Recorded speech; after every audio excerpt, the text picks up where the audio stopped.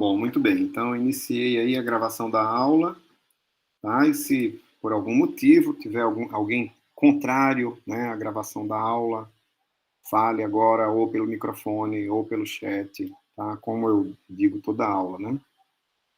Ok, então deixa eu ver se está todo mundo aí. Deixa eu desligar aqui minhas notificações também. Ok. Tá, vamos lá. O Antônio. Presente. Ok, Antônio, presente. Gilberto. Presente. Ok. Iva. Presente. José Wilson.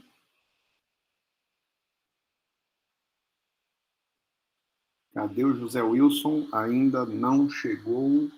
Chega daqui a pouquinho. E como é que eu coloco aqui? Não sei como é que ficou esse cálculo. Eu acho que é isso mesmo. Eu coloco uma falta, tá certo. Tá. Otávio. Presente. Ok. Rafael. Presente. Ok. José Wilson acabou de chegar, não é isso? Isso, acabou de chegar. Ok. Bom, Rafael presente também. Tatiane. Presente, professor. Ok. Thaís Presente, professor. e Vinícius. Presente, professor. Muito bem, gente. Então, mais uma vez, todos presentes. Ok, então, hoje a gente encerra, isso aqui de engenharia civil, hoje a gente encerra o assunto de viscoelasticidade linear, né? É a nossa terceira aula a respeito desse assunto, é o penúltimo assunto, né? E aí, na semana que vem, na quinta que vem, a gente começa o assunto de plasticidade, é o último assunto, onde a gente vai ver em 4 aulas, e coincide com a data limite para a entrega daquelas 3 questõezinhas do capítulo 6, de viscoelasticidade linear, né? Então, nossa programação aqui até aqui está acontecendo sem nenhum problema, né? Sem surpresas, né? Ótimo. Bom, e o que a gente viu aí na aula passada? Na aula passada, a gente começou, poderia começar desse slide aqui, onde a gente vê os 3 modelos, as 3 equações diferenciais, né? De 3 modelos constitutivos para problemas viscoelásticos lineares, né? Então, primeira equação diferencial do modelo de Maxwell, segunda equação diferencial do modelo de Kelvin, e ainda vimos a equação diferencial do modelo de sólido padrão, né? Então, o modelo de Maxwell, vocês lembram, né? Tem que lembrar disso aí. Modelo de Maxwell, representado pela associação em série, né, da mola e do amortecedor, ok? Modelo de Kelvin, associação em paralelo, né, da mola e do amortecedor. E o modelo de sólido padrão seria aquela associação em série de uma mola e um modelo de Kelvin, né? Então, a gente tem 2 molas, uma separadamente, vamos dizer assim, outra pertencente lá ao modelo de Kelvin e o amortecedor lá do modelo de Kelvin, né? É bem fácil perceber aqui que nessas 3 equações diferenciais, de um lado a gente vai ter deformação ou derivadas, né? da deformação, taxas de deformação, e do outro lado a gente vai ter tensão e derivadas no tempo, né, de tensão. Então, isso pode ser visto aqui no modelo de Maxwell, do lado esquerdo, epsilon ponto. Do lado direito, temos o sigma e o sigma ponto, né? No modelo de Kelvin, do lado esquerdo, deformação, taxa de deformação, do lado direito, tensão, né? E da mesma forma para o modelo de sólido padrão, do lado esquerdo aqui, ó, ficou invertido, né? Tensão e taxa de tensão, do lado direito, deformação, taxa de deformação, ok? Bom, então, na aula passada, a gente generalizou esses modelos viscoelástico-lineares, né? Escritos na forma P aplicado a sigma, que é igual a um Q aplicado a epsilon, onde P e Q são operadores diferenciais lineares, né? Como a gente está vendo aqui, ó. Então, o P maiúsculo, né? Operador diferencial linear, ele pode ser escrito como sendo o somatório de P índice J, DJ, DTJ, né? Então, essas constantes P índice J, né, elas envolvem as constantes lá do modelo viscoelástico linear, seja ele qual for, né? Então, isso aqui é conhecido, né? Isso aqui é módulo de elasticidade, né? Coeficiente eta, né, de amortecimento. Então, isso aqui é conhecido, né? Desde que eu conheça o modelo viscoelástico, né, que eu estou trabalhando. Da mesma forma, o operador Q, né, pode ser escrito como sendo somatório, J de 0 a N, né, de Q índice J, DJ, DTJ, né? E ele ainda diz aqui que é muito prático fazer o P0, né, como sendo 1. Então, muito bem. Então, quer dizer, a partir daqui, a gente trata os modelos, a relação constitutiva, né, a equação diferencial de um modelo viscoelástico linear, dessa forma. P aplicado a sigma é igual a Q aplicado a epsilon, né? Bom, se eu aplico transformada de Laplace em ambos os lados, né, o que eu cheguei aqui, ó? Eu cheguei em um P barra que multiplica sigma barra, que é igual a um Q barra que multiplica um epsilon barra, onde P barra e Q barra, eles dependem daquelas constantes, né? P índice J e Q índice J, respectivamente, e também do parâmetro do domínio transformado de Laplace, né? Ou seja, o Szinho, ok? Então, isso daqui, ó, é um somatório, esse somatório, o P barra, né, e o Q barra, vocês estão vendo aí esse somatório, e ele multiplica a transformada de Laplace do sigma, que nada mais é do que o sigma barra, ok? E o epsilon barra é a transformada de Laplace do epsilon, ok? Então, no domínio transformado de Laplace, a equação diferencial do modelo viscoelástico linear pode ser escrita de uma maneira genérica, né? Dessa forma como a gente está vendo aqui. Bom, o que a gente fez mais aqui na aula passada? Então, eu mostrei aqui, ó, exemplos de operadores, né? P e Q, para o Maxwell, para o Kelvin, para o sólido padrão, né? A gente também tratou a respeito de integrais hereditárias. O que é isso aí? O que seriam integrais hereditárias?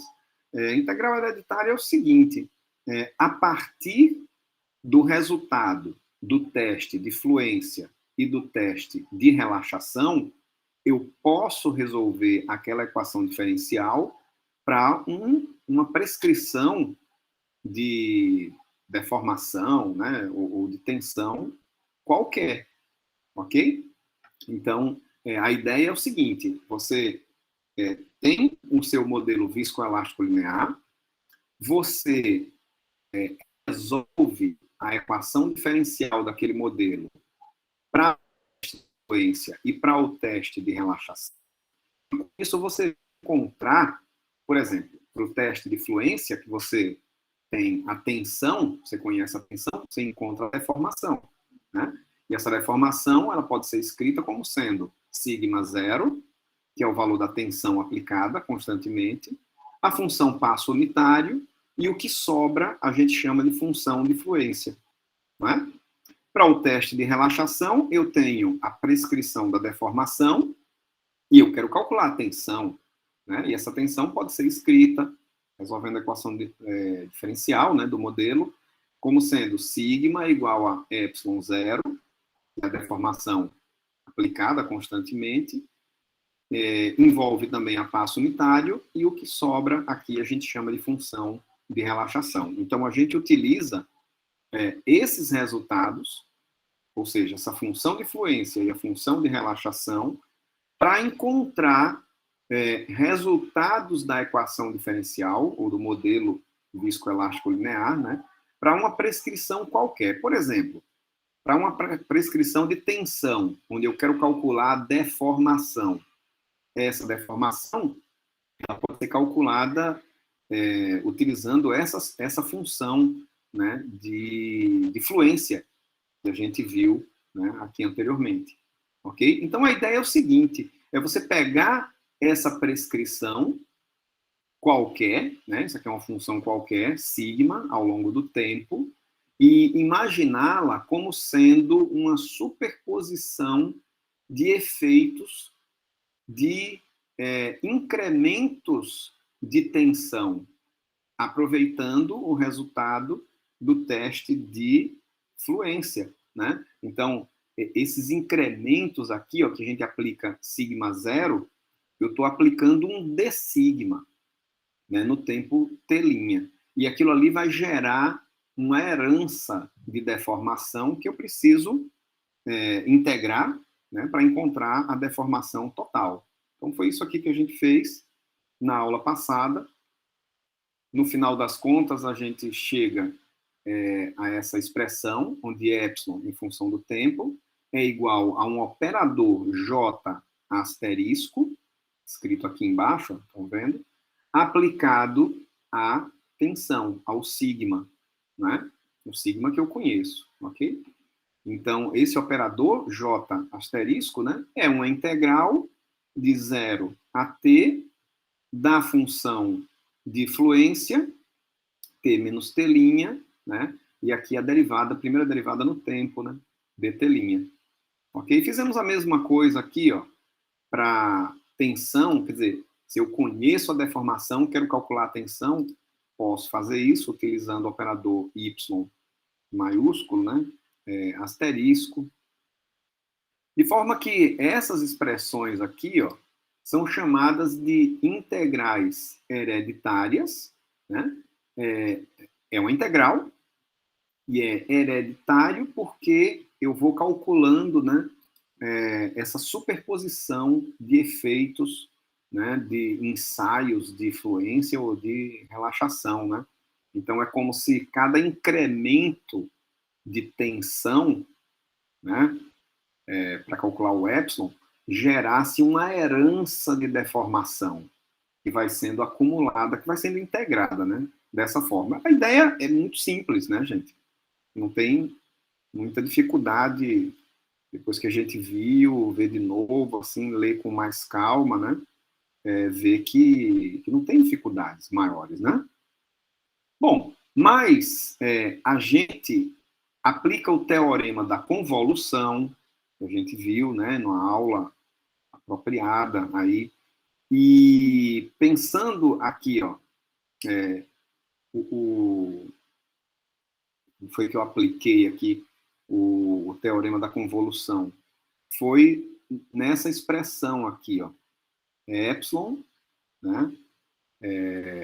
Aliás, a transformada Laplace do epsilon pode ser escrita, né, pelo teorema da convolução, pensando nessas duas integrais aqui, ó. Aliás, na verdade, na primeira, a transformada de Laplace da função j vezes a transformada de Laplace do sigma ponto.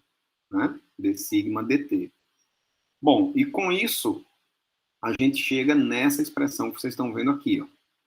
O parâmetro S, que multiplica o J barra, né, é igual ao epsilon barra sobre o sigma barra. Se eu faço a mesma coisa para tensão, né, eu chego nessa outra igualdade aqui, ó. 1 sobre S y barra S é igual a epsilon barra S sobre sigma barra S.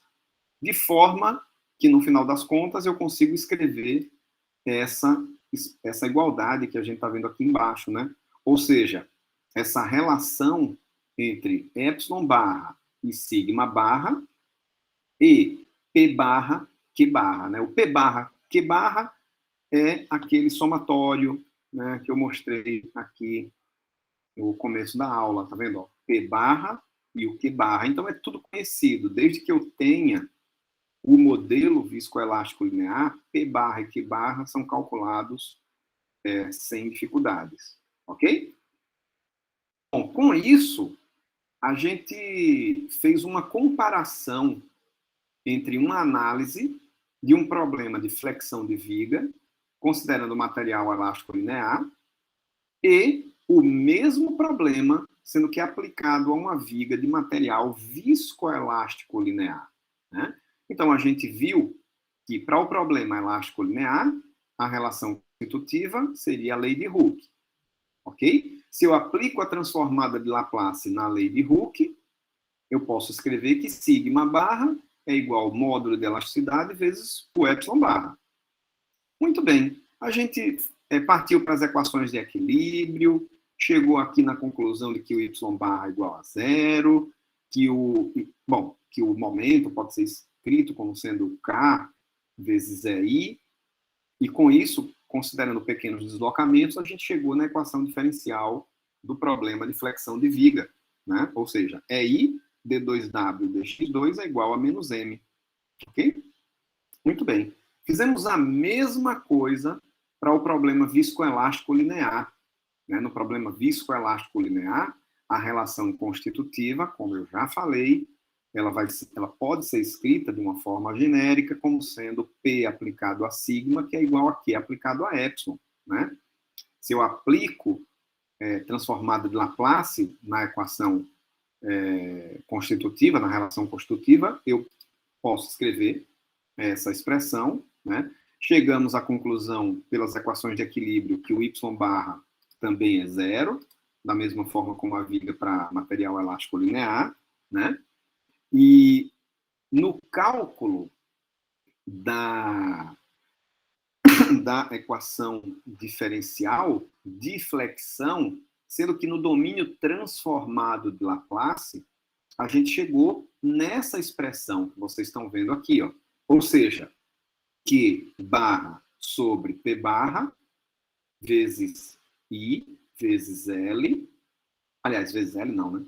Vezes Laplace de d2w dx2 é igual a menos L do m, do momento, né? Então, essa seria a equação diferencial do problema de flexão de viga para material viscoelástico linear no domínio transformado de Laplace, né? Também no domínio transformado de Laplace, a equação diferencial que a gente encontrou para a viga de material elástico linear pode ser escrita dessa forma. Módulo de elasticidade vezes I vezes Laplace de d2w dx2 é igual a menos Laplace de m, onde facilmente a gente vê que a única diferença entre uma equação diferencial e a outra é exatamente essa mudança do Q barra sobre P barra para o módulo de elasticidade. E aí, como eu falei para vocês na aula passada, na verdade, esse módulo de elasticidade aqui corresponde ao Q barra sobre P barra, né, do problema elástico linear, né? Então, eu poderia dizer que essa equação diferencial da viga de material elástico linear, ela é um caso particular da equação diferencial para a viga de material viscoelástico linear, né? É como se eu tivesse só a equação diferencial de cima, né? E a de baixo fosse um caso particular. Olha que interessante, né? E com isso, a gente apresentou aí, no final da aula, o princípio da correspondência, que consiste no seguinte: a apresentação aqui do princípio da correspondência foi feita da seguinte forma. Quer dizer, eu quero resolver um problema, eu quero fazer a análise de uma estrutura, né, de material viscoelástico linear. Então, como é que eu posso resolver esse problema? Pelo princípio da correspondência, o primeiro passo seria encontrar a transformada de Laplace da solução elástica linear. Quer dizer, se a força volumétrica e as condições de contorno são independentes do tempo, essa etapa é trivial, ok?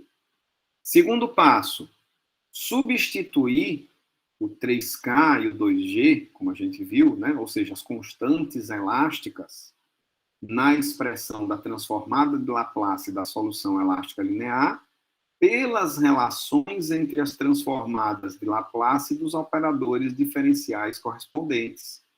Não é? Seria, no caso do exemplo que a gente viu, o Q barra sobre P barra, né? Terceiro passo, inverter a solução no domínio da transformada de Laplace para o domínio do tempo. Pronto, e aí a gente resolveu o problema, né? Com material viscoelástico linear, utilizando esse princípio da correspondência, a partir da resposta conhecida para o material elástico linear. É bem mais fácil de trabalhar, ok? Então, com isso, com esse slide anterior, a gente encerrou a aula passada, né? E o que falta a gente ver a respeito desse capítulo, né, de viscoelasticidade linear, seriam algumas considerações com relação a uma análise tridimensional, né? Vamos ver aí o método das variáveis de estado para a solução desse problema também, né? É uma forma muito utilizada para a solução de problema viscoelástico linear, muito utilizado mesmo. E vamos falar alguma coisinha no final da aula a respeito de uma implementação computacional em um programa de elementos finitos, né, para análise de problema viscoelástico linear, ok? Então, são esses temas aí que faltam. É uma aula menor também, né, eu acredito. A gente vai terminar antes também, tá? Mas assim, não dá para juntar esse menor da aula passada com o menor da aula de hoje para caber numa aula só, né? Então, por isso que a gente fica com essas duas aulas um pouco menores, ok? Bom, gente, então, algum comentário, alguma dúvida até aqui?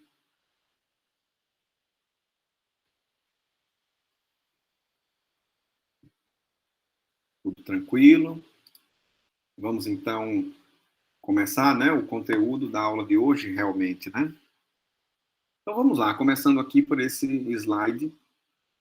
Relações constitutivas viscoelásticas lineares tridimensionais, né? Então, voltamos lá àquele sólido, desde da nossa primeira aula, né? Sólido tridimensional, né? Contínuo, sujeito a prescrições de deslocamentos no seu contorno e prescrições de forças de superfície, né, na sua superfície, em algumas regiões da sua superfície, né? Sendo que agora a gente está considerando esse sólido um sólido viscoelástico, né, linear. Então, a relação constitutiva seria essa, né? Viscoelástico linear. Olha, amarelinho aqui é viscoelástico linear, né? Bom, De forma que a gente pode definir vetores de deformação e vetores de tensão, né? Então, o vetor de deformação é epsilon, aqui com 6 componentes, ou seja, já considerando a simetria desse tensor de deformações, né? Escrito aqui essas componentes de forma vetorial, né?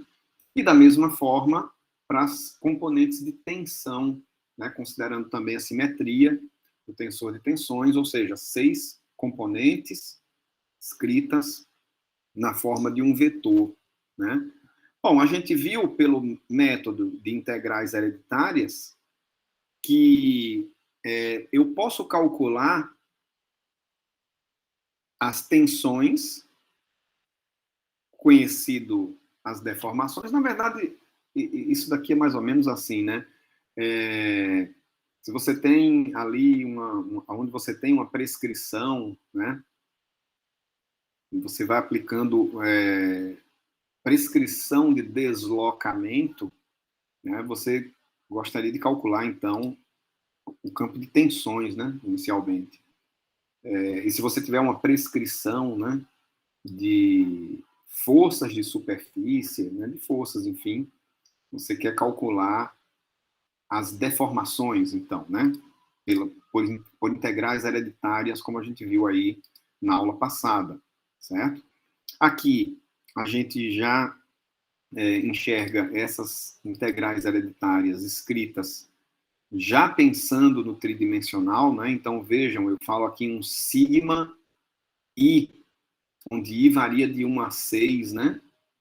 Então, são as 6 componentes de tensão, da mesma forma para deformação, né?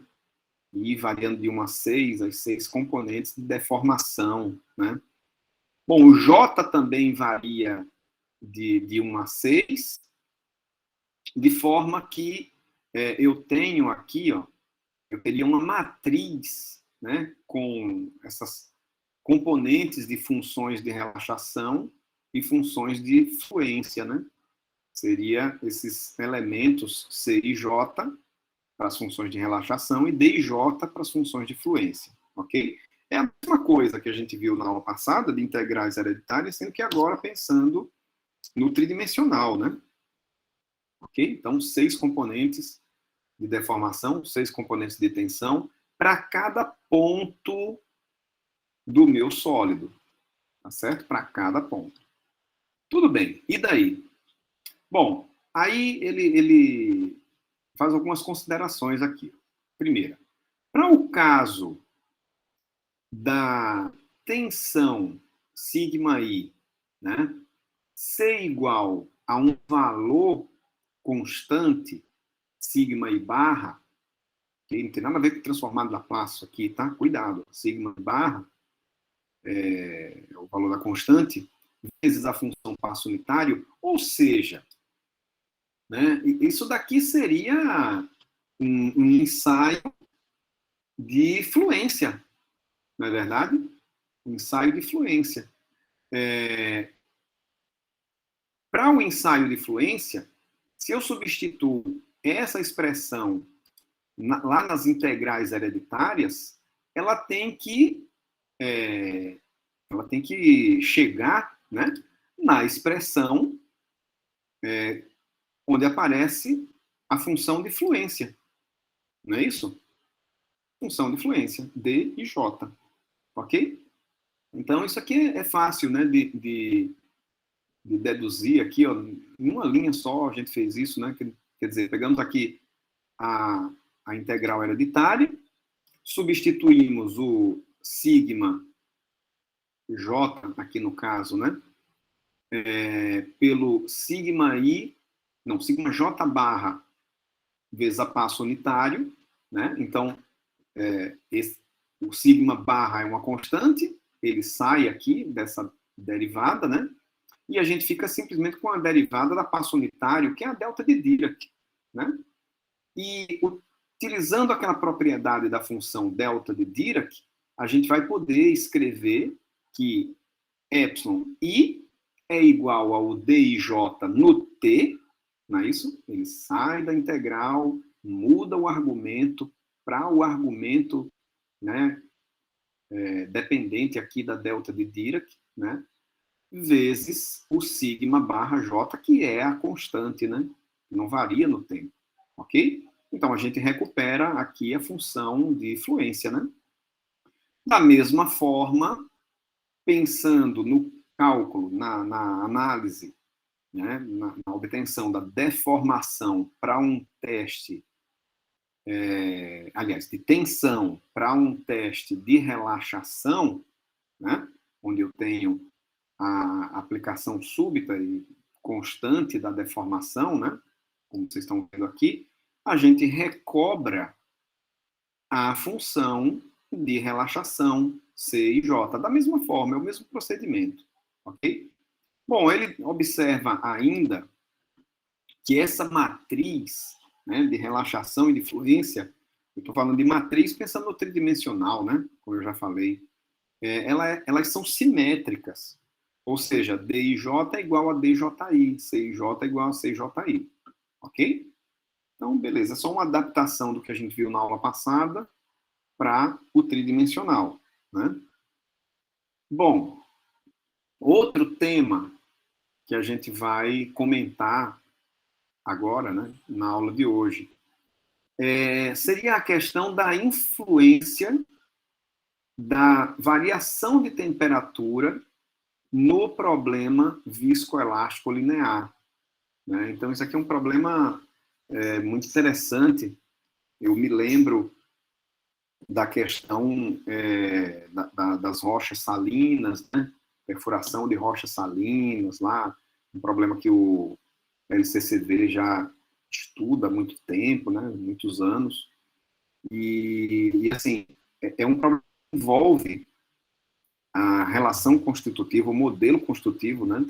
Viscoelástico, e envolve a questão da temperatura também, né? Quando eu falo em temperatura, aqui, eu estou falando em uma variação de temperatura que excede, né, aquela temperatura moderada, que seria 1/3 da temperatura de fusão do material, né? Então, quer dizer, aqui a gente tem essa influência da temperatura. O que muda na relação constitutiva essa questão da temperatura, né? Então, vejam bem, quer dizer, agora, as minhas funções de relaxação e de fluência, né, elas dependem não só do tempo, mas também dessa variação de temperatura. Então, tempo aqui aparece como uma variável independente, T minúsculo, né? E a temperatura com uma variável T maiúsculo, ok? Então, essas componentes, essa matriz, né, de funções de relaxação e mesmo de fluência, né?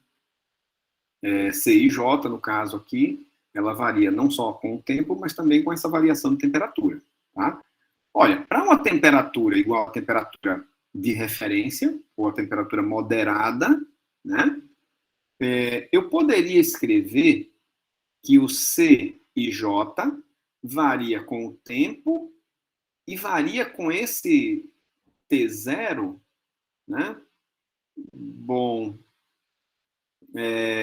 tá, tudo bem. Isso aqui pode ser escrito também em uma... comumente é feito, né? Questão de conveniência, em uma escala logarítmica do tempo, ok? Então, ele escreveu uma outra função aqui, ó, L maiúsculo J, que tem como argumento o tempo, o logaritmo do tempo, né? E não depende mais do T0, porque o T0 seria essa temperatura de referência, né? Temperatura padrão. É como a gente dizer, o módulo de elasticidade, o coeficiente Poisson do aço, né, é tanto. Aquilo ali já é na temperatura moderada, ok? Se não é mais temperatura moderada, é um processo semelhante com o que a gente vai ver aqui, ok? Que aqui para material viscoelástico linear, certo?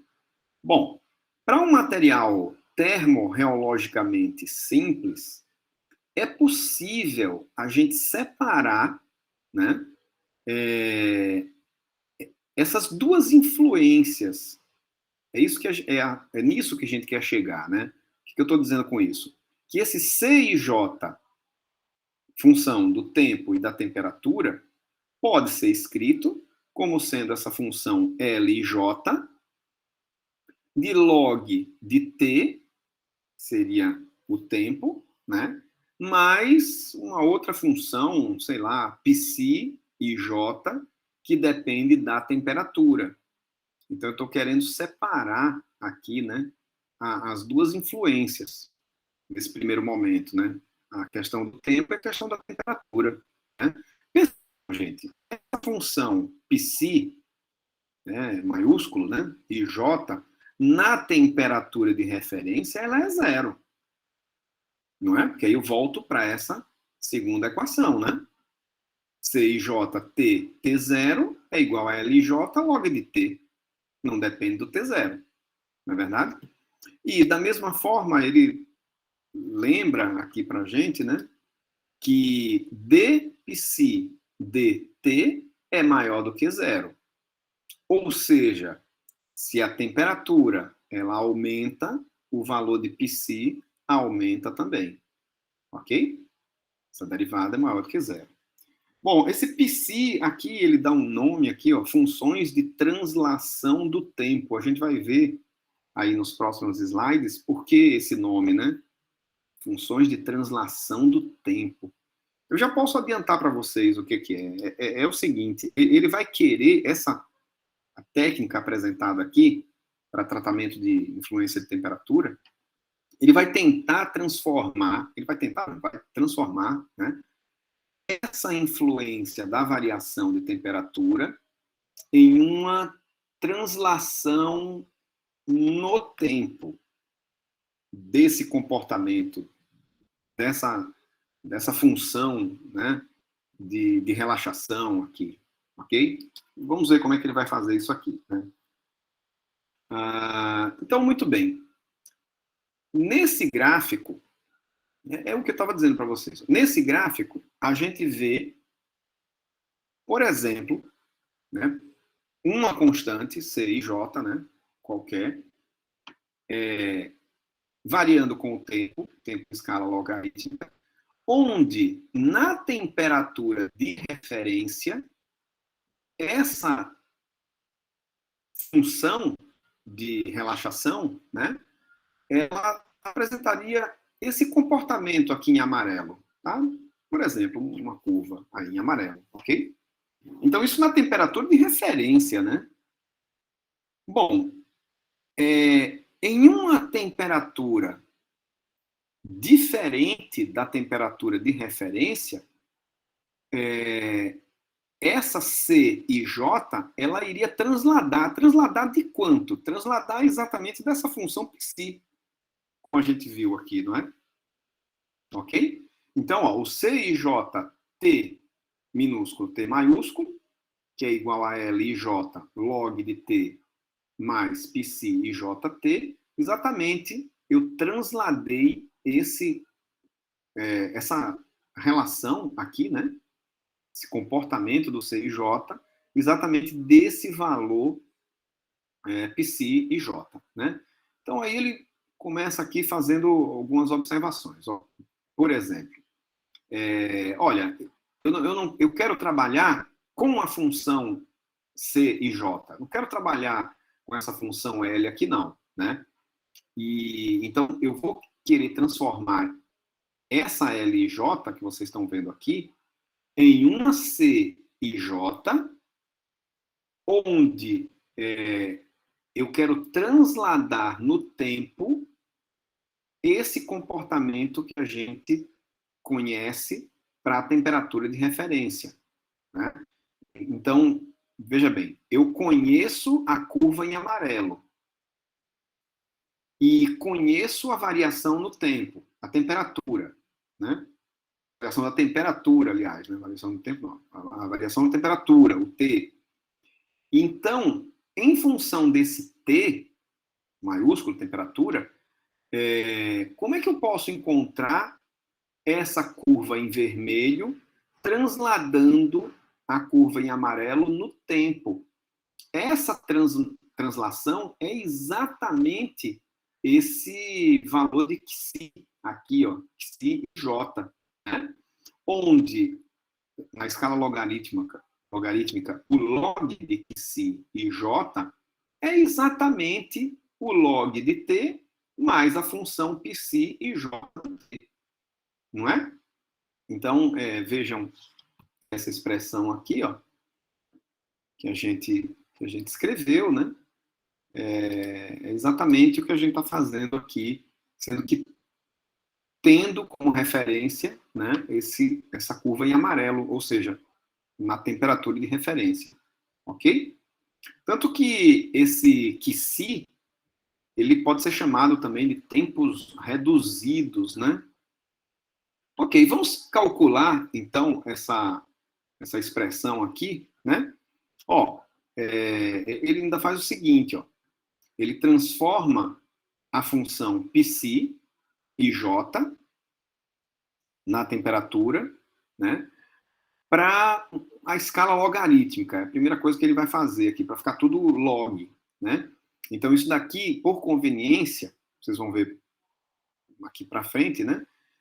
Que é interessante fazer essa relação aqui, ó, como sendo menos log de uma função, muita letra grega, né, gente? Xi, eu acho essa letra aqui, né?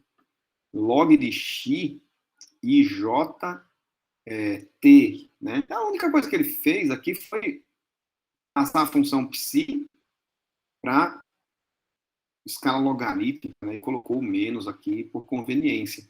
Se eu faço isso daqui, substituindo naquela equação que a gente tinha antes, ó, eu tenho log de Xi e J é igual a log de T menos log do X e J T, né?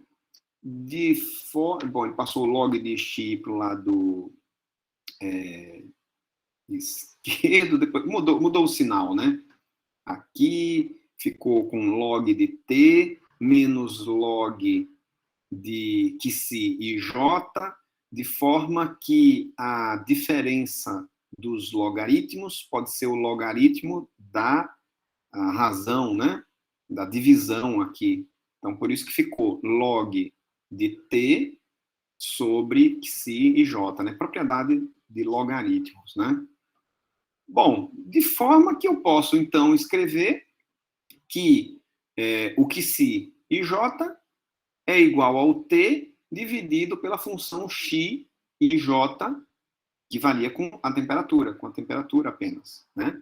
Então, esse X e Jt é chamado de fatores de translação do tempo, né? Ou, em inglês, shift factors, né?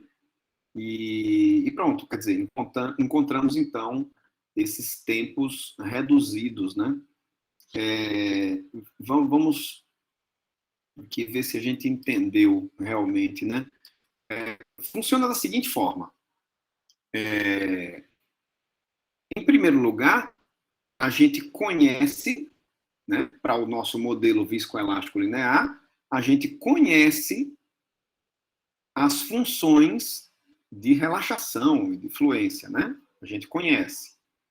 Ou seja, a gente conhece essa curva em amarelo aqui, não é?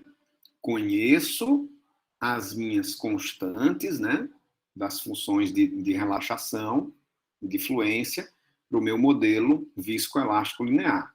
Beleza. Olha, mas eu não estou na temperatura de referência. Eu tenho uma variação de temperatura que precisa ser considerada nesse problema, né? Então, o que eu vou fazer é o seguinte: eu vou transladar essa curva em amarelo, certo? Num valor que depende da minha variação de temperatura, né? É exatamente isso. Eu estou transformando a influência da temperatura em uma influência no tempo, ok? Então, é exatamente isso. aqui que a gente está fazendo, né? E isso é feito em função desses fatores de tensão aqui no tempo, né? Para cada variação de temperatura, ok? Então, é dessa forma que costuma ser feito, né? Tratamento de temperatura para problemas viscoelásticos lineares, né? Não dá para fazer uma relação assim com o elástico linear, não consigo fazer aqui, porque no elástico linear, o que seria, digamos assim, a mudança do módulo de elasticidade, por exemplo. Tem gráfico disso daí no livro, inclusive, né? Mudança do módulo de elasticidade com a temperatura, né? Não envolve o fator tempo que a gente tem aqui no viscoelástico linear, né? Mas, enfim, essa é a forma, né, de trabalhar com uma forma, né, teórica de trabalhar com variação de temperatura aí nos problemas viscoelásticos lineares, certo? Bom, gente, alguma dúvida até aqui? Como é que estamos?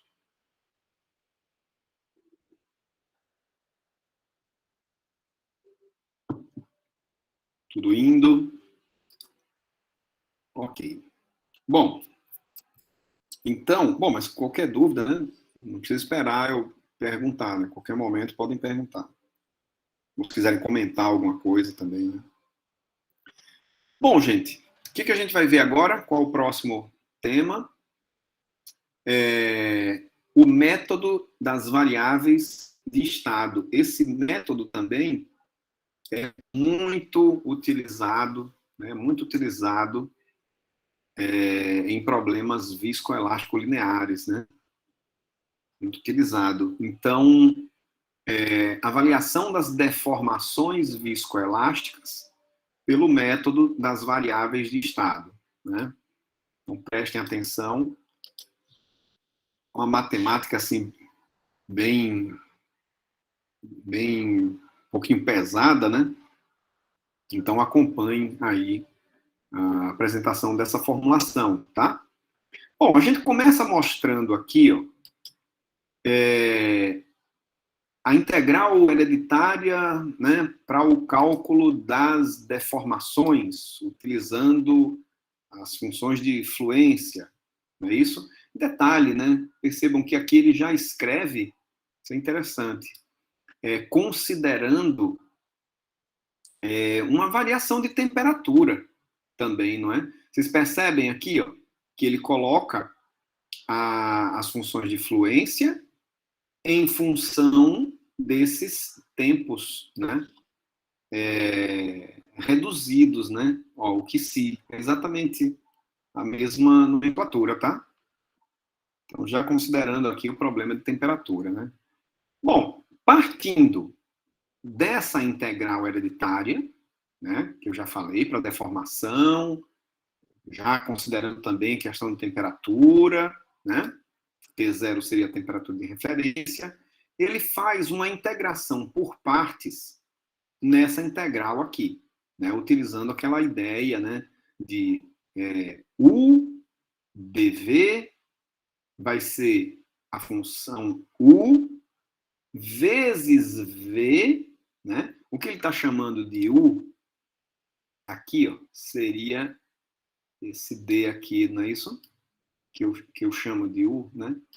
E esse daqui seria o que eu chamo de dV, né? Então, a integral de U dV é U vezes V menos a integral de V, olha lá o sigma, vezes du. Du, no caso, seria a derivada do d e j. Não é isso? Então, é essa integração por partes aqui que foi feita. Tá? Que mais? O que ele faz mais aqui? Deixa eu ver. Ok. Tá. O que ele vai fazer agora? Bom, ele vai introduzir essa série de Dirichlet-Prony aqui, tá? Essa série, série de Dirichlet-Prony, né? eu não lembro de ter visto a aplicação dessa série em outro contexto, a não ser esse... Patrick, não conheço, né? A não ser nessa aplicação de problemas viscoelásticos lineares, viu? Foi a única vez que eu vi, não sei quais seriam outras aplicações, tá? Se alguém souber, pode falar, tá? Mas, aplicando a série de Dirichlet-Prony, o Prony, né? Tem várias pronúncias aí diferentes, já escutei, né? A esse problema, a gente vai escrever que a função de fluência, ela pode ser escrita... Nossa, uma garganta ruim aqui.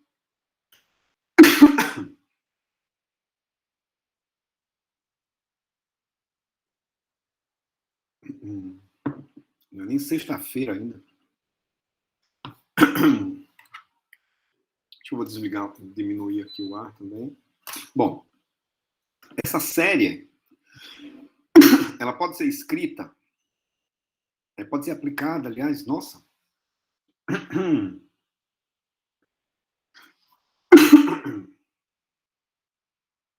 A essa função de fluência dessa maneira.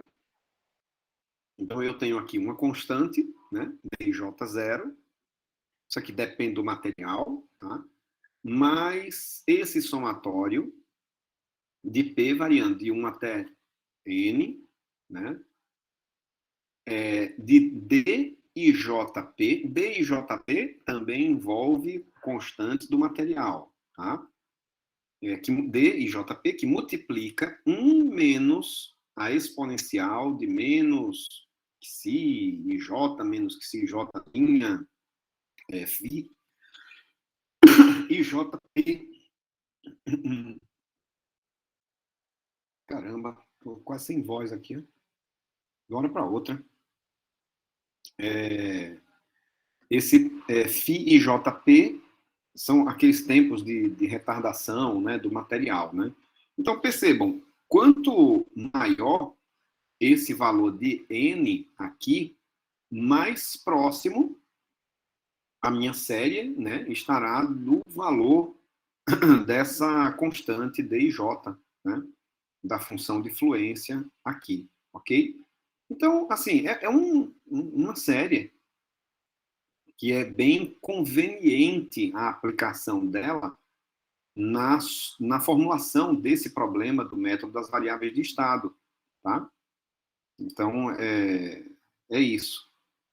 Bom, então isso aqui eu posso ter, sei lá, quantos pontos, né? Não sei, N pontos, né?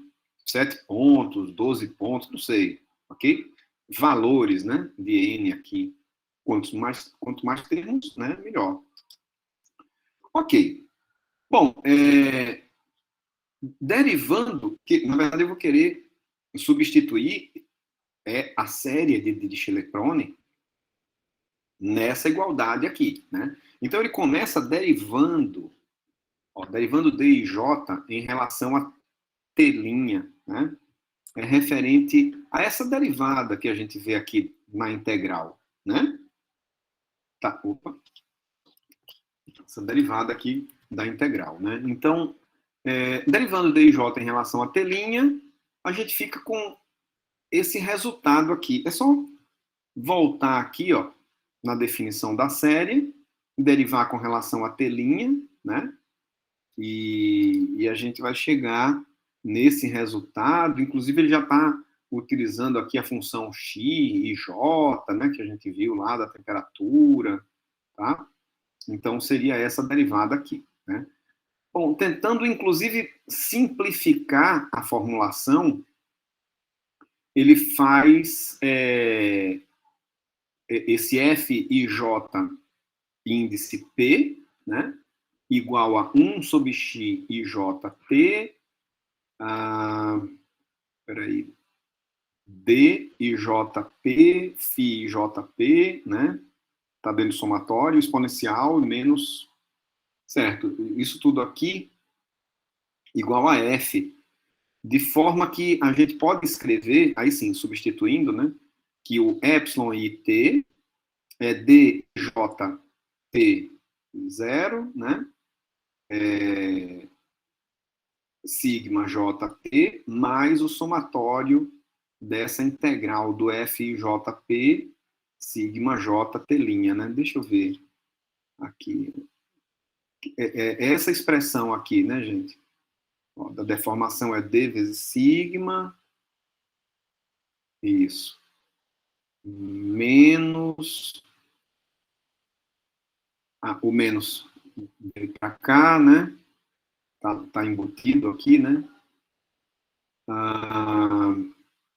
Então, introduzindo a série, mais o somatório de P variando de 1 até N da integral do F vezes o sigma, ok? Qualquer dúvida aí, qualquer passagem ficou estranho aí, podem perguntar, tá? Bom, o que ele faz agora, né? Nesse desenvolvimento. Ele escreve a deformação como sendo, repete aqui, DIJT0, sigma, mais, bom, agora, tem um somatório do P de 1 a N, e agora ele introduz essa função φ maiúsculo aqui, né? Com esse somatório, né? Então, aqui ele mostra quem é o φ, né? Maiúsculo aqui, ó. O φ maiúsculo seria os valores de φ maiúsculo, né? Desde o 1, né? Porque a gente vai, os índices I e J variando de 1 até 6, né? Então, aqui ele escreve, por exemplo, o φ 1P, né? Seria essa integral aqui, né? E blá, blá, blá. Aqui, ó, percebam, índices repetidos, né? Indicam a soma. Já é assim desde o início lá, né, gente? O índice repetido aqui indicando a soma, tá? Como se fosse uma multiplicação de uma linha pelo vetor, né? Ok. Sim, mas por que tudo isso daqui? Qual é a vantagem disso daqui? Olha, percebam que agora eu consegui separar a deformação total em duas parcelas, onde a primeira parcela seria a parcela de deformação elástica, essa primeira parcela, não é? Aqui, deformação elástica, e a segunda parcela referente à deformação viscoelástica. Né? Então, isso daqui é uma grande vantagem, né? Pensando, inclusive, na implementação computacional disso daí, né? Essa separação entre a parcela de deformação elástica e a parcela de deformação viscosa, né? Muito bem. Bom, mas não terminou aqui, né? Porque a gente precisa resolver, precisa encontrar essa parcela de deformação viscoelástica, né? Então tá. Então olha só o que eu vou fazer. Derivando as expressões que definem φ e jp em relação a t, por que isso, hein?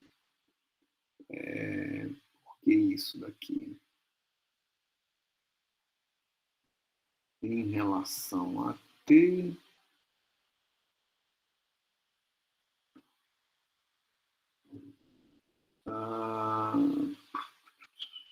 derivando as expressões que definem φ em relação a t, onde é que a gente vai chegar aqui? Primeiro, cadê essas expressões aqui? Bom, tá aqui, não é? Tá.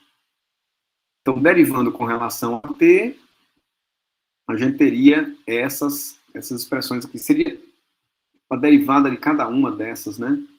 Aqui. Ok. Aí, acho que eu me perdi aqui, hein?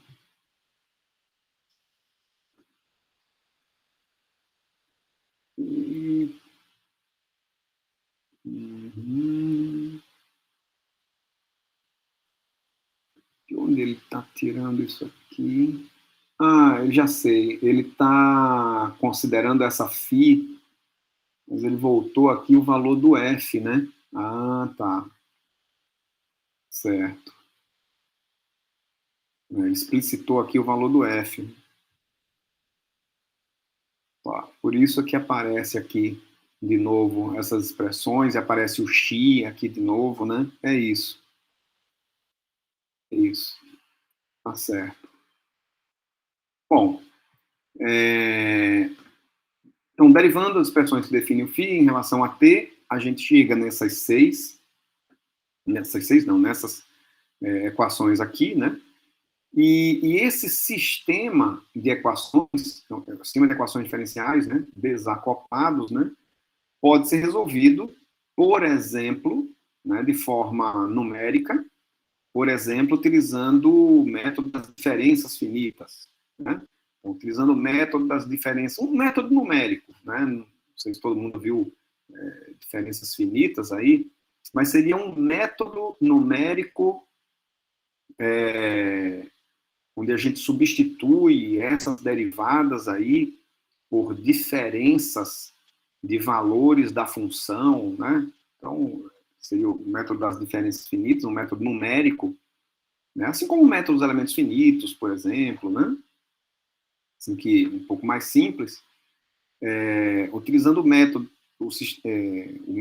das diferenças finitas, a gente pode resolver esse sistema de equações, né?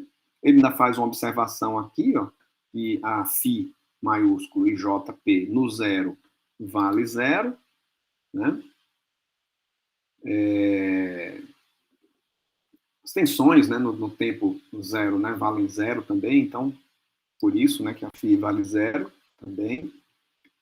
E com isso, procedimento para avaliação das variáveis de estado. Com isso, voltando, né, para o que a gente está querendo resolver, que é exatamente encontrar o valor dessas funções φ aqui, né, então ele escreve, já pensando na forma incremental, né, percebam, t mais ΔT, né, ele escreve dessa forma, ó, a φ IJT, T, mais um incremento do tempo. Então, percebam, ele já está introduzindo aí a forma de solução interativa, né? Onde eu vou num processo em marcha, onde eu conheço o valor atual, o anterior, e quero calcular o próximo, né?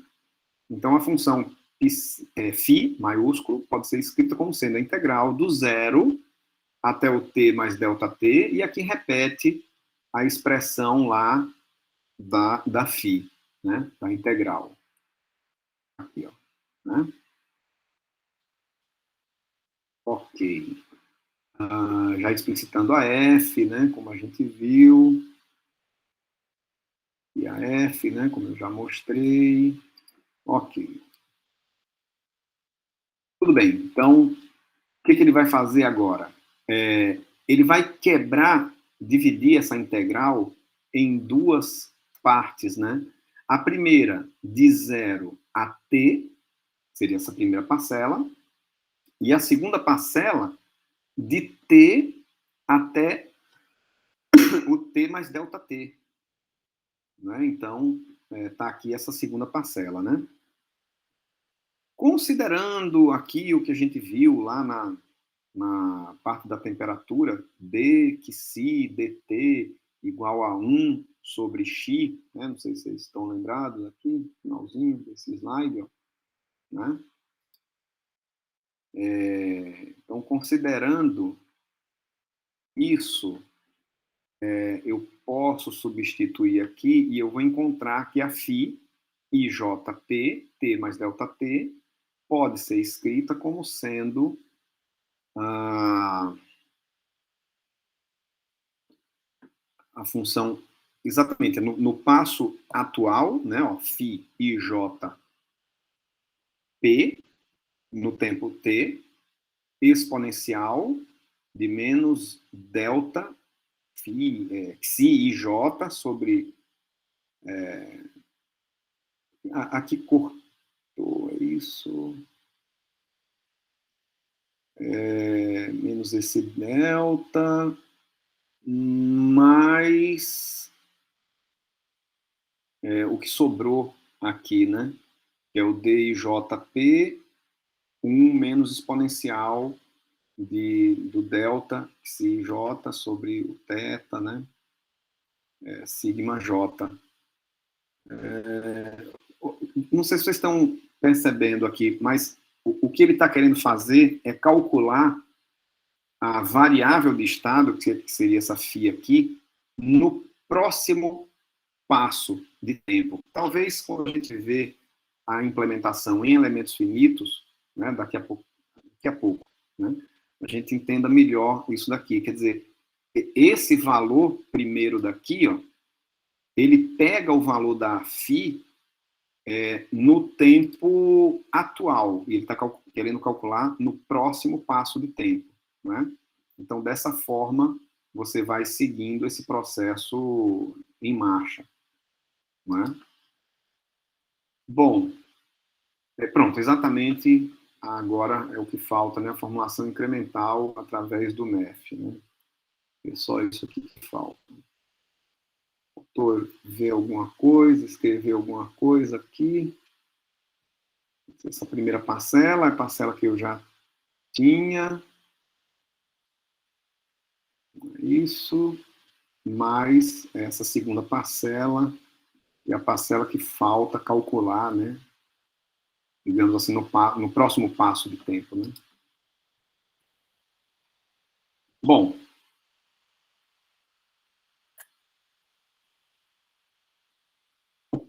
Bom, gente, então vamos lá.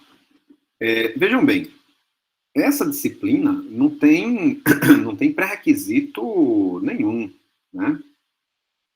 Ela quase que vai um pouco ali como um correquisito da disciplina de mecânica do contínuo, né? Mas, assim, ela não tem como pré-requisito elementos finitos, por exemplo, não é? Então, percebam, essa parte de formulação em elementos finitos, que eu vou mostrar agora, e lá, quando a gente falar em em plasticidade também, eu vou mostrar também como seria a implementação geral de um programa de plasticidade, né, em elementos finitos.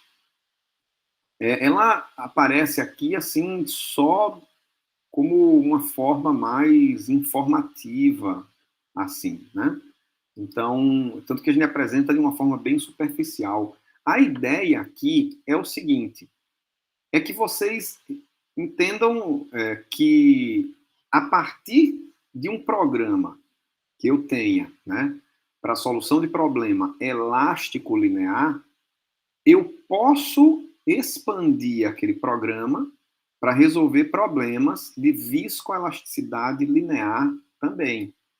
E tentar explicitar aqui o que tem a mais, né, do programa para o problema elástico linear, para um problema viscoelástico linear, ok?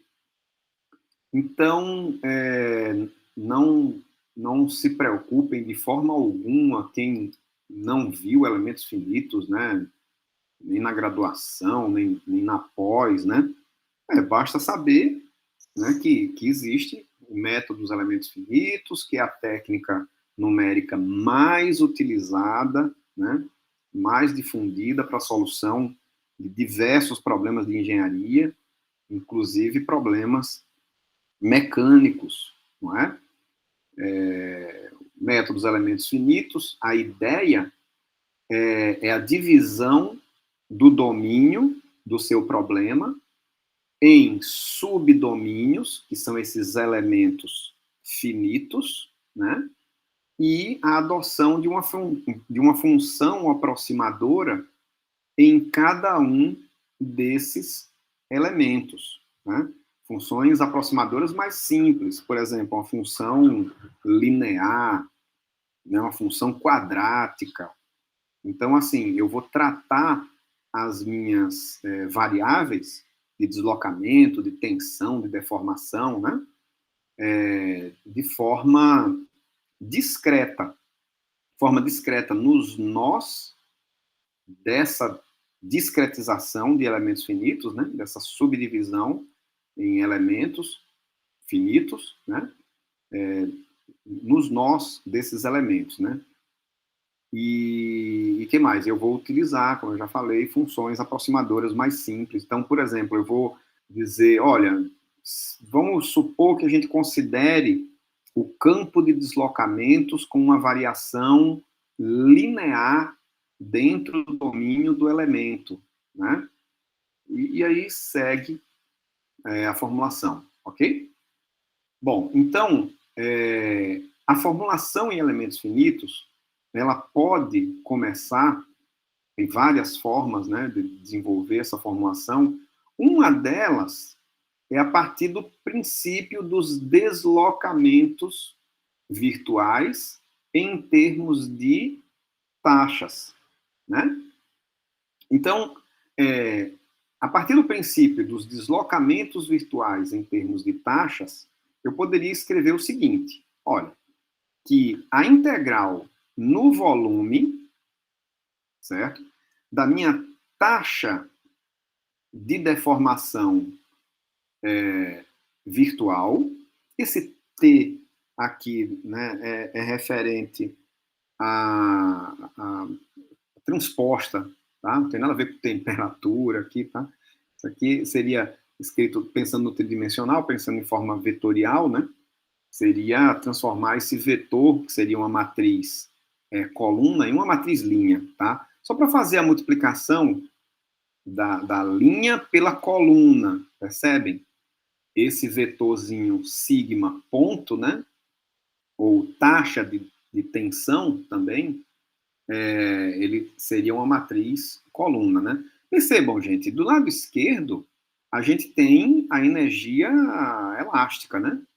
Do material, ok? Da minha estrutura, do sólido, certo? Então, pelo princípio dos deslocamentos virtuais, eu posso dizer que essa energia elástica, ela é igual à energia, seria essa integral no volume, né? Ou energia, ou trabalho virtual das forças de corpo, ou seja, forças volumétricas, né? Então, a integral no volume do deslocamento virtual, né? Esse delta aqui referente a virtual, tá? Em termos de taxa também, transposta, F ponto B seria essa taxa de forças volumétricas, né? B, né, de body, né, de corpo, né, forças de corpo, ok? Mais o trabalho virtual referente às forças de superfície, ok? Então, por esse princípio dos deslocamentos virtuais, eu tenho que a energia, ou o trabalho virtual das forças internas, elásticas, é igual ao trabalho virtual das forças de corpo, mais o trabalho virtual das forças de superfície, né? Então, aqui, ó, deslocamento, ou taxa de deslocamento, vezes as forças de superfície, em taxa também, ok? Então, V é referente a volume, eu já falei, o delta é referente à variação, relacionado a esse virtual, né? Aqui. S é a área da superfície de contorno do corpo, U é o vetor de deslocamento do corpo, F e S já falei, são os vetores das forças de corpo e das forças de superfície, respectivamente. Ok?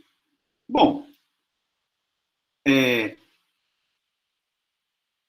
a deformação total, ela pode ser escrita como sendo a soma das parcelas da deformação elástica, tudo escrito em forma de taxa, né?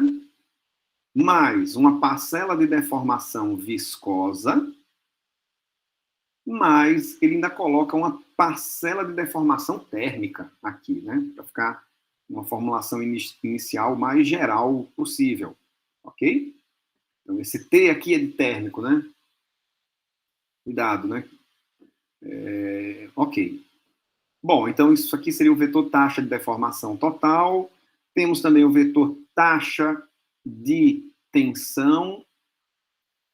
Prestem atenção que esse vetor de taxa de tensão aqui, ele é escrito, é a relação constitutiva, né? É a lei de Hooke aqui, ó, onde a taxa de tensão é igual à matriz constitutiva, ou matriz de rigidez elástica do material, que multiplica a deformação elástica, ok? A deformação elástica é a deformação total menos a deformação viscosa menos a deformação por temperatura, ok?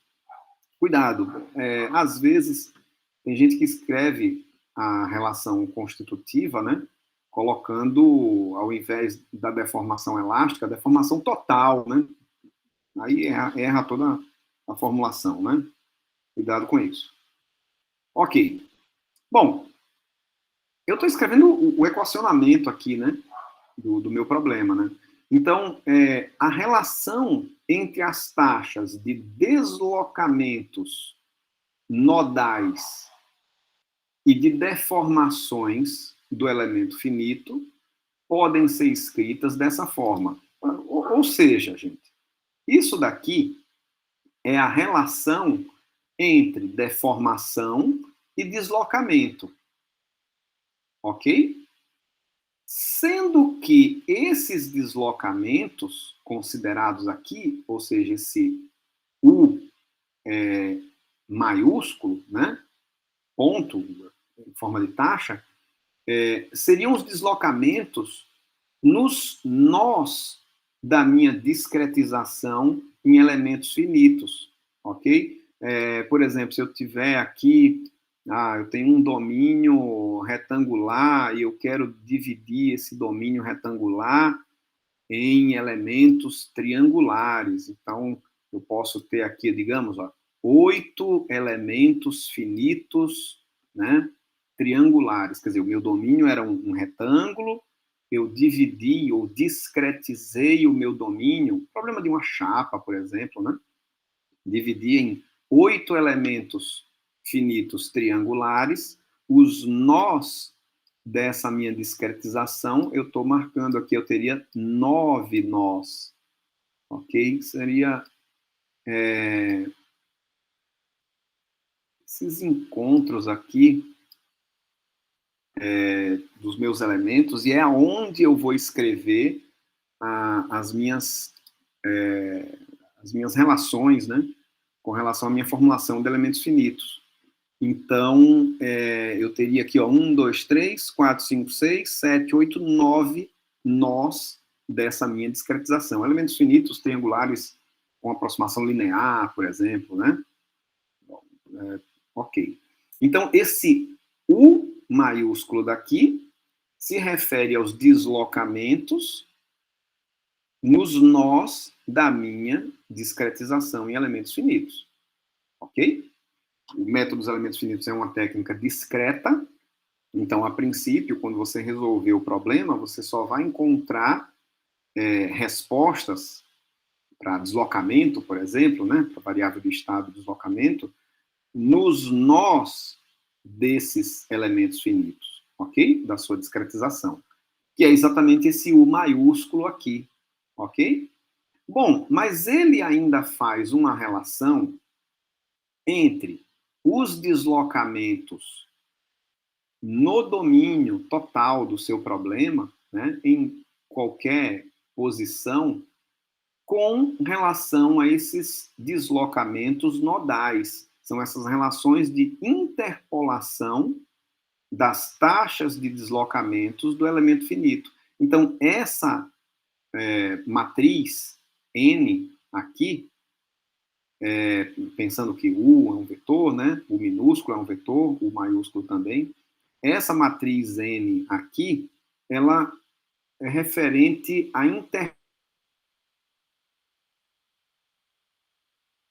por exemplo, elemento finito, por exemplo. U minúsculo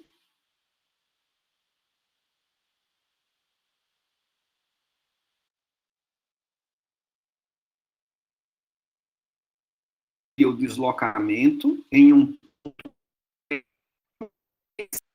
Esse deslocamento está presente aqui, ó, no princípio dos deslocamentos virtuais, que eu mostrei inicialmente, tá? É esse U minúsculo aqui. Por isso que eu tenho que relacioná-lo com esses deslocamentos nodais, U maiúsculo, tá? E N são funções de interpolação aí, conhecidas, dependendo da função aproximadora que eu estou considerando para o meu elemento finito, né? Se é linear, se ela é quadrática, se é cúbica, enfim, ok? Bom, com isso, a minha equação do princípio dos deslocamentos virtuais, ela pode ser escrita da seguinte maneira. Nossa, o que foi que a gente fez aqui? Vamos ver. Voltando aqui, ó. Primeiro, o que foi que eu fiz? Eu peguei nessa primeira integral, né? Eu peguei a deformação, a taxa de deformação transposta, né? E substituí por essa expressão. Será que foi isso? Deixa eu ver aqui. Eu mais ou menos, né? Deixa eu ver como é que eu posso mostrar mais fácil aqui. O sigma ponto. Cadê ele aqui? Bom, na verdade foi o seguinte, ele pegou esse sigma ponto e escreveu utilizando essa expressão que a gente está vendo aqui no slide, não foi isso?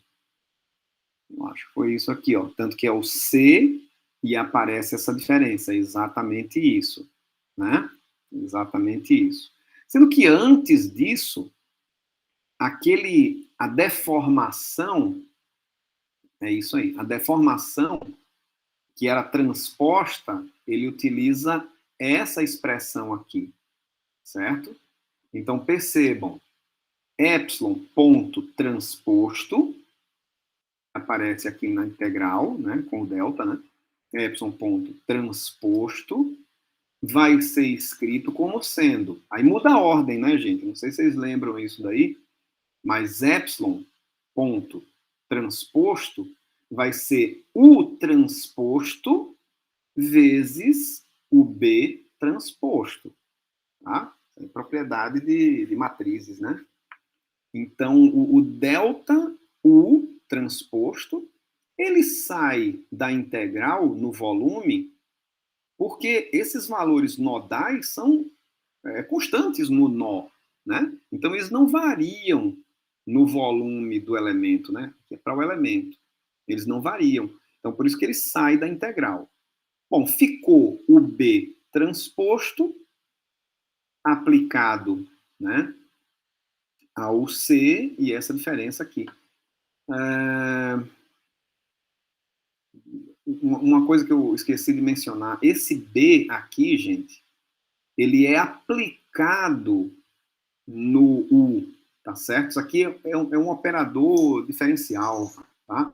Envolve derivadas lá. Lembrem da relação deformação-deslocamento e vocês vão lembrar, né? du dx1, né? Mais du dx2, enfim. O meio, né? Então, envolve derivadas aqui, certo? Bom, então tudo bem. Então, do lado esquerdo aqui, tudo bem. Do lado direito, o que a gente tinha? A gente tinha delta U ponto T, F ponto B, né? Esse F ponto B, ele vai ficar do jeito que está. Né? O F ponto B vai ficar do jeito que está, mas o T, ele vai utilizar essa expressão aqui, ó. É transposto também, por isso que fica U transposto, N transposto. Ok? Bom, ele faz a mesma coisa para as forças de superfície. Então, eu vou ficar com delta U ponto, N transposto, F ponto S. Tudo bem. Se perderem aí, podem pedir para eu repetir, tá certo? Podem perguntar, viu, gente? E que mais? Eu estou vendo aqui que o transposto aqui, ele vai cortar, né, de todo mundo aqui, ó. Não é? Vai cortar de todo mundo, vai ficar o B transposto C, essas três parcelas, N transposto, F ponto B, N transposto, F ponto S. Tudo bem. Agora, ele vai fazer essa multiplicação aqui, ó, nas três parcelas, e inclusive passando para o lado direito com sinal trocado, a parcela que envolve deformação viscosa e a parcela que envolve deformação térmica, não é isso? Deixa eu ver se é isso mesmo. Mas ainda tem mais, né? Então, B transposto C, ele fica só com epsilon ponto, dizendo que epsilon ponto é B vezes U, né? Então, tá aqui o B, o U sai da integral, tudo bem. E, então, essa primeira integral aqui no volume, ela permanece, a integral na superfície permanece, e veio para o lado direito com sinal trocado, B transposto C, epsilon ponto V, mais integral no volume de B transposto C, epsilon ponto T, de temperatura, ok? Tem T de temperatura, tem T de transposto, né? Cuidado aí. Bom, gente, e daí? E agora, né? E agora é o seguinte, vocês vão ver que essa integral aqui, ó, essa é a primeira integral, não sei se tem já no próximo slide aqui, tem. Essa primeira integral, ela corresponde à chamada matriz de rigidez do elemento finito. Ok? Matriz de rigidez do elemento finito. Então, matriz de rigidez, a gente, fora a disciplina de elementos finitos, a gente vê alguma coisa, mesmo na graduação, né, em teoria das estruturas 2, né, onde a gente vê alguma coisa de análise matricial de estruturas, por exemplo, né? Então, é essa famosa matriz de rigidez do elemento aí, que é calculada dessa forma, ok? Bom, então está multiplicando aqui pelo U ponto, né? Isso, olha ele aqui, e nós temos essas outras integrais transformadas, né, ou resolvidas, e gerando esses vetores aqui, ó, vetor de taxa das forças de corpo, ele é todo conhecido, viu, gente? Esse vetor é totalmente conhecido, ele depende das funções de forma e depende dos valores das forças de corpo, né? O vetor de taxas de forças de superfície também é totalmente conhecido, né? F, S, a gente conhece.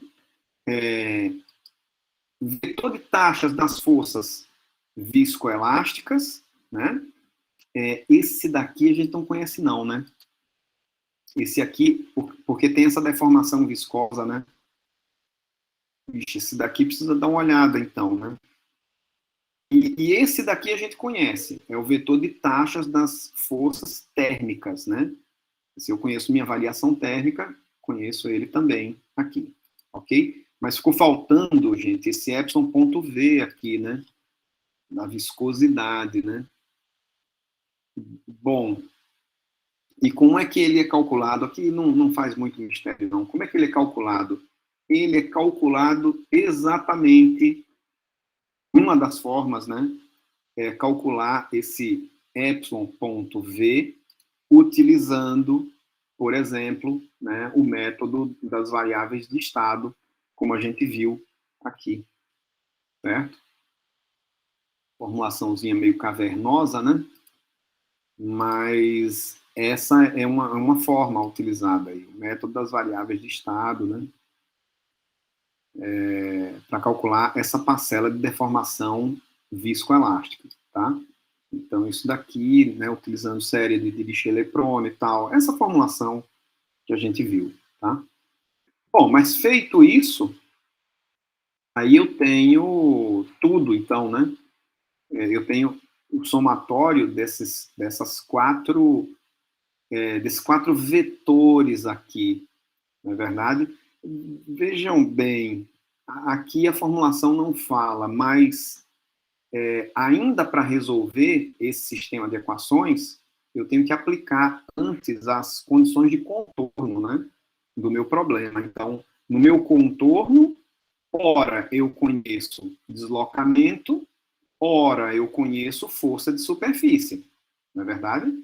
Então, é preciso levar em consideração essas forças, essas prescrições, né, de deslocamento, de força de superfície, né? Quem trabalha com elementos finitos tem uma forma própria, né, de aplicar essas condições de contorno, tipo, retirando equações onde ele conhece o deslocamento, né? E aí ele fica com um número menor de equações e resolve, e depois, a partir dos deslocamentos conhecidos, ele volta para calcular as forças de superfície desconhecidas, que são as reações de apoio, né? Então, tem uma forma própria. Quem trabalha com elementos de contorno costuma resolver um sistema de equações parecido com esse aqui, sendo que utilizando uma outra técnica, na prática é trocando colunas, né, entre matrizes, mas enfim, eu não vou me aprofundar nisso não. Mas de forma que a gente consegue resolver, né, o problema viscoelástico linear seguindo esse caminho e utilizando, por exemplo, variáveis de estado, né? O método das variáveis de estado para encontrar a parcela de deformação viscosa, tá? Isso em marcha, né, gente? Quando eu digo em marcha, é porque essas forças de superfície são aplicadas incrementalmente, né? Incremento de força, resolvo aquele problema, mais um incremento de força, resolvo o problema, né? Porque notem que tudo aqui está em forma de taxa. Na verdade, esse slide vai dizer exatamente isso agora. Ó. Equação incremental de equilíbrio de um elemento poderia ser escrito dessa forma, né? Onde ao invés de U ponto, eu teria aqui ΔU, onde ΔU é exatamente esse incremento de deslocamento, né? Então, eu teria incremento de deslocamento, incremento das forças, né, de cada uma delas. Não. Ok? A matriz de rigidez incremental, isso aqui não muda, né? Normalmente não muda. E os vetores de incrementos de forças de corpo, de superfície, viscoelástico, né? Então, esse delta EV aqui, agora ele fica mais parecido com o que a gente viu lá no método das variáveis de estado.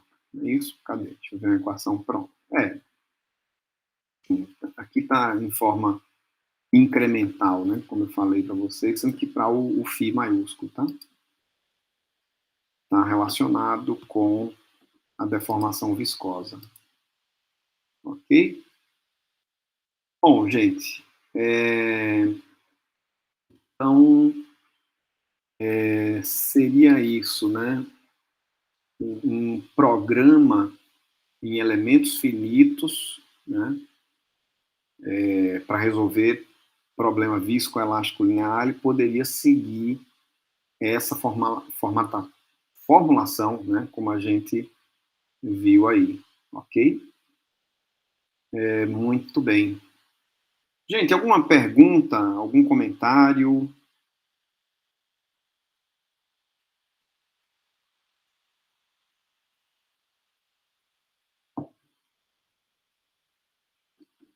Essa parte que a gente viu hoje, vocês não vão encontrar tão fácil, não é tão facilmente, é tão fielmente, né? Como a gente viu aqui, lá no James Cosarelli, não, viu?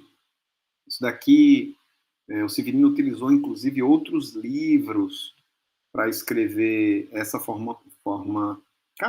essa formulação, né? Com formulação, com formatação. Inclusive, essa técnica de variáveis de estado, ele utiliza bastante lá nas pesquisas dele, né, de viscoelasticidade. Eu já utilizei uma outra técnica, né? Não utilizei essa na minha formulação viscoelástico linear para elementos de contorno, né? Foi outra abordagem. Então, se vocês procurarem isso aqui no livro, não vão encontrar tão igualzinho como tá aqui, ok? Mas, assim, dá uma olhada aí nos slides e ver o que o livro fala a respeito, principalmente,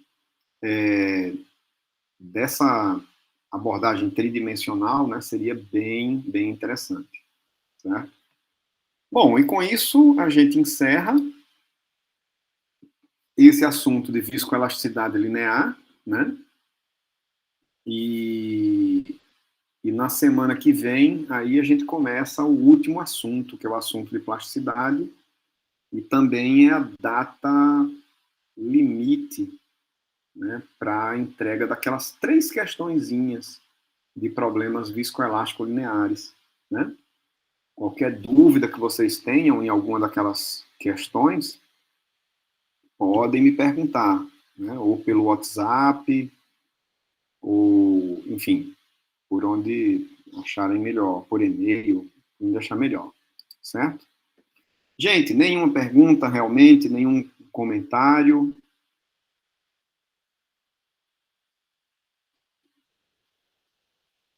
Tudo tranquilo mesmo. Bom, consegui, né, chegar até o final da aula aí também.